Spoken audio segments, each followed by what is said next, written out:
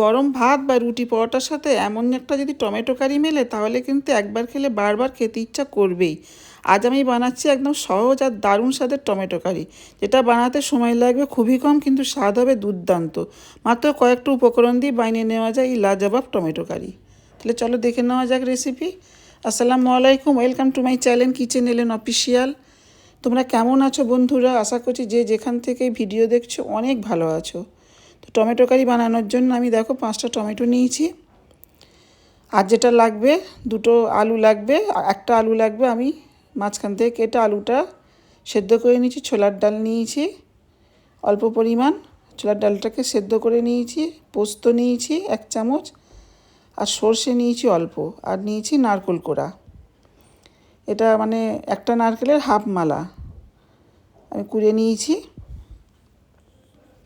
প্রথমে আমি টমেটোটা সেদ্ধ করে নিয়েছি। দেখো, সেদ্ধ করার সময় মুখের দিকটা আমি একটু কেটে নিয়েছিলাম, তাই সুন্দরভাবে খোসাটা উঠে যাচ্ছে। তোমাদের যদি ভালো লাগে বন্ধুরা, লাইক দিয়ে প্লিজ ভিডিওটা কন্টিনিউ করবে। আর আমার চ্যানেলে যে সকল বন্ধুরা নতুন, যদি তোমাদের ভালো লেগে যায় লাইক দিয়ে সাবস্ক্রাইব করে পাশে থেকে যেতে পারো। খোসাগুলো ছাড়িয়ে নিয়েছি। এবার আমি টমেটো, সর্ষে, পোস্ত আর এই নারকেল কোড়া এটাকে আমি বেটে নেব, একসঙ্গে বেটে নেব। দেখো মিক্সিতে বেটে নিয়েছি। এবার আমি কড়া বসিয়ে দিয়েছি। কড়াতে আমি দিয়ে দেবো সর্ষের তেল, অল্প সর্ষের তেল দেব, দিয়ে দিলাম। খুব সহজে বানিয়ে নেওয়া যায়, খুব কম সময়ের মধ্যে, খেতে দুর্দান্ত হয়। ভাত, রুটি, পরোটা যেটা দিয়েই খাও না কেন খুব ভালো লাগে খেতে।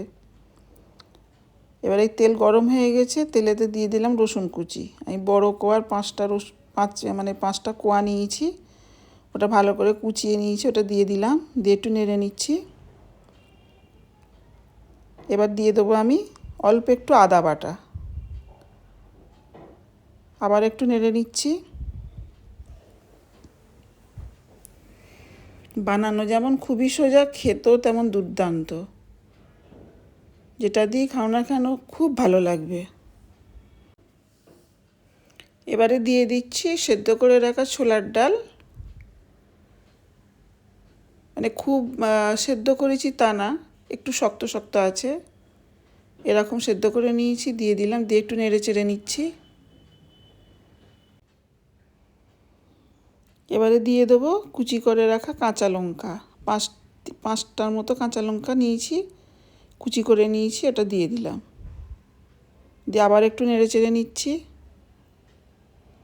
এবার সেদ্ধ করে রাখা আলুটা ঠিক এইভাবে চটকে দিয়ে দেবো, খুব বেশি ভাঙবো না, হালকা ভেঙে দেব।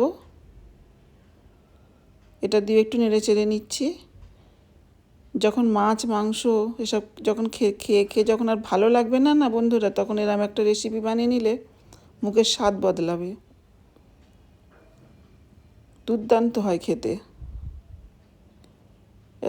মানে এবার টমেটোর সঙ্গে মশলা যে বেটে রেখেছিলাম ওটা দিয়ে দিলাম, দিয়ে আবার একটু নেড়ে চেড়ে নিচ্ছি।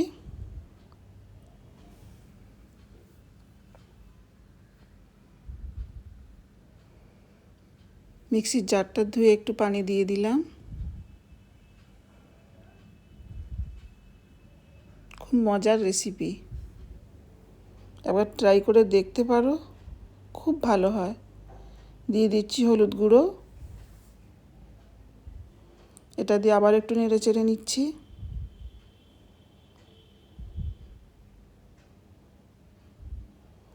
এবার দিয়ে দেবো স্বাদ অনুযায়ী নুন।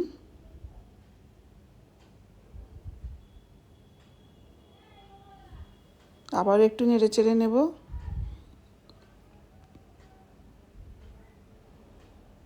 খুব বেশি উপকরণও লাগে না, কয়েকটা উপকরণ দিয়ে তৈরি হয়ে যায়। দিয়ে দিলাম অল্প একটু চিনি।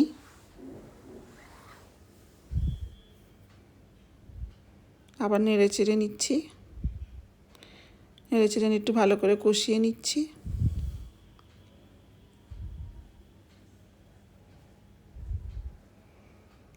কষানো হয়ে গেছে, এবার দিয়ে দিচ্ছি পরিমাণ মতো পানি। বেশি মানে এটা ঝোলও থাকবে না, আর বেশি মাখা মাখাও হবে না।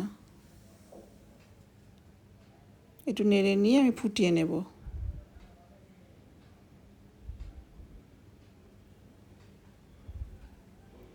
দেখো ঠিক এরকম হবে।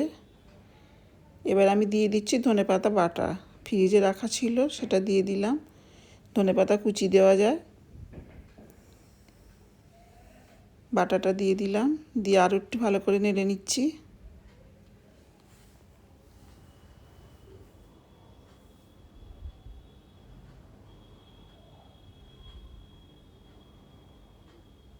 দেখো হয়ে গেছে, ঠিক এরকম হবে।